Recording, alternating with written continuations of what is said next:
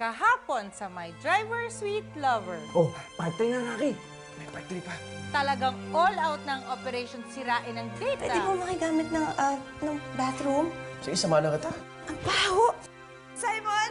I'm right here. What's wrong? May iba ba bathroom? Yeah, there's one upstairs. Sino naglagay ng pupo sa banyo ko? Ayan, violent reaction si Papa. Simon, Kumanda kayo, kandire! Ah! Ew! pero ano tong nakita ni Gabi? This is a sign. Paano napunta yan sa gamit ni Simon? For sure, absolutely positive, wala nang doubt. Forever and ever sign. I invited you into my home so you can see the real me. But that does not in any way give you any right to go through my personal things, Gabby. Sorry. May asyong natawag si Ma'am Gabi, oh. Hello, Rocky. Sorry to bother you, pero pwede mo ba sundayin dito ka na Simon? Sige po, papunta na po ako dyan.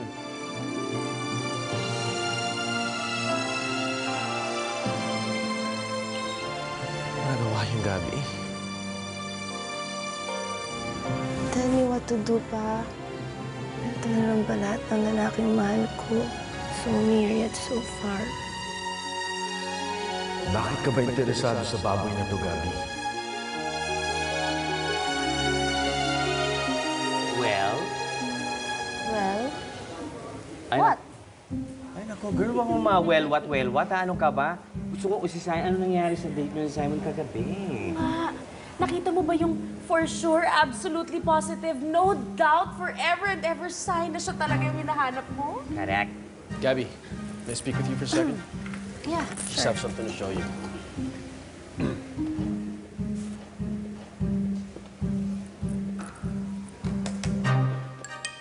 Well, these are the final bids for the new sanitation services that we'll be retaining. Especially after that incident sa auction and lahat ng pamimintang na substandard daw yung health tsaka sanitation services natin. Minabuti ko ng kumuha na ng bagong janitorial services. good idea. I'll check this over today, okay? Sure. I'll just leave the laptop for you to browse over. Good day. Alam mo, pakiramdam ko, para ba ako yung mga matatanda na nag-ano doon sa luneta? Naku, Maxie, huwag mong maliitin to. Alam mo naman tayo, maganda to sa katawan. Kasi matatanggal lahat ang mga toxin sa katawan natin. Lalo na, uminom tayo ng whiskey shock-tong kagabi. Eh, bakit? Marami bang ininom? Eh, wala naman akong hangover, ah. Professional bigla? Yes. May nahanap na akong sign. Absolutely positive, wala nang doubt, forever and ever sign. Yes, and? And they blew it. So stupid. So stupid. Stupid. Ako, marami din akong problema. Alam mo, Di ba sayaw may yan? isang lalaki na ayaw patulan ang mga sinasabi ko. Tapos, ang dami-dami kong pautang sa mga alas. Wala naman nagbabayad. Tapos, hindi ba? Ang dami-dami kong mga tinutulungan. Ay, nako. Araw-araw, ng buhay ko, yan ang hangover ko. Hindi ko kailangang uminom para sumakit ang ulo ko. Eh, ikaw, masakit lang ang ulo mo. Eh, ako, yung sakit ko, kinakain na yung aking utak. I did something stupid. Nagpaka-intrimitida na naman ako, acting like I own the place. Girl, huwag ka na magtaka kasi hindi na bago kay Simon yun, hindi na nasasyak yun. Kasi I crossed the line. May tinanong ako sa kanya and you should have seen his face. Parang sinara niya yung loob niya sa akin.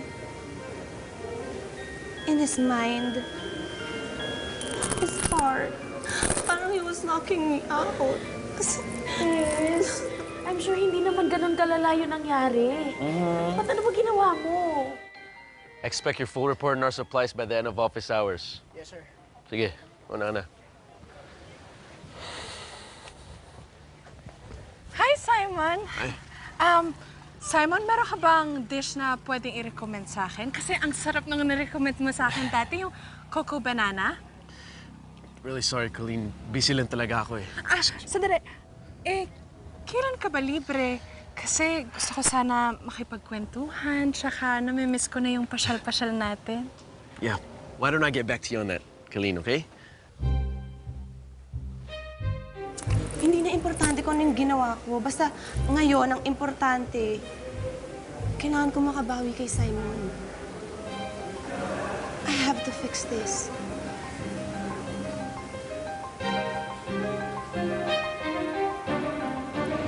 Mukhang nagkakalabuan na sila. Konting tulak na lang. Ikaw, natural kang tisay. Ako, salamat sa polbos. Ikaw, wala nang yata akong masabi. Yung ano na lang, sige, mas maganda na ang buhay ko. Sige.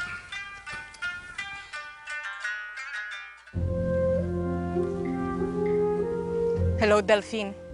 Mukhang may problema tayo.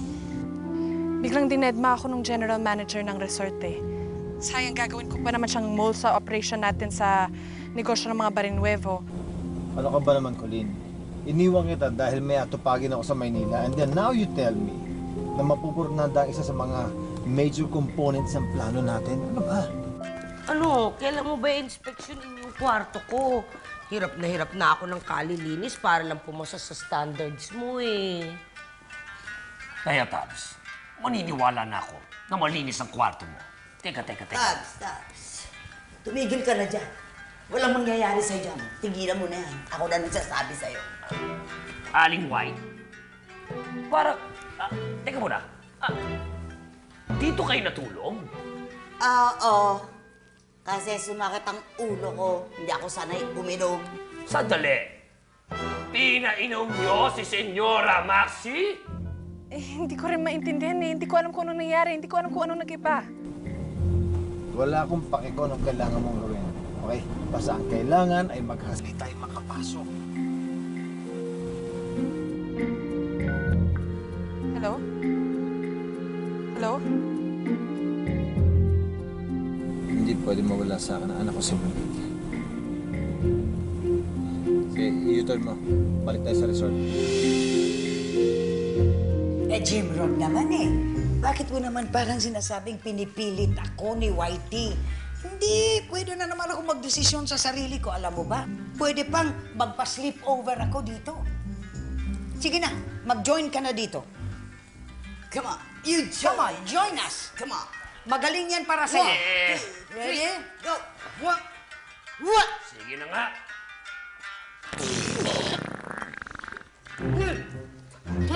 Salo ko tinamaan. Ano yun? Ano yun? Parang may sumama. Excuse me. Miss, pwede pa ready na ng sasakyan ko? Sige po, ma'am. Tatawagin ko na po. Salamat. Ma'am Colleen. Kamusta ho? Sandali, hindi pa ikaw yung driver ni Gabby Barinuevo? Ako nga ho.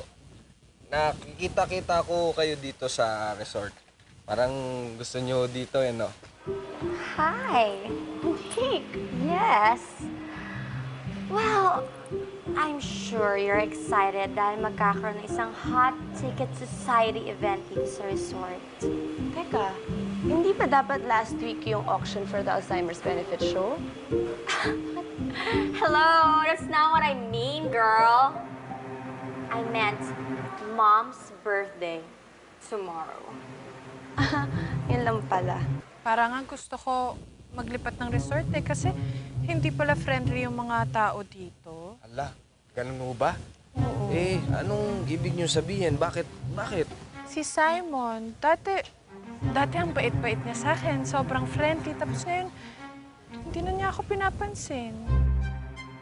Well, unfortunately, you'll be serving and working as a staff. So, magiging muchacha ka namin ni Mami for the night. Alam nyo kung bakit, ma'am? Bakit? Ganito ho yun, Kasi ang mga lalaki, kapag hindi niya pinapansin yung babae, ang ibig sabihin ho nun, interesado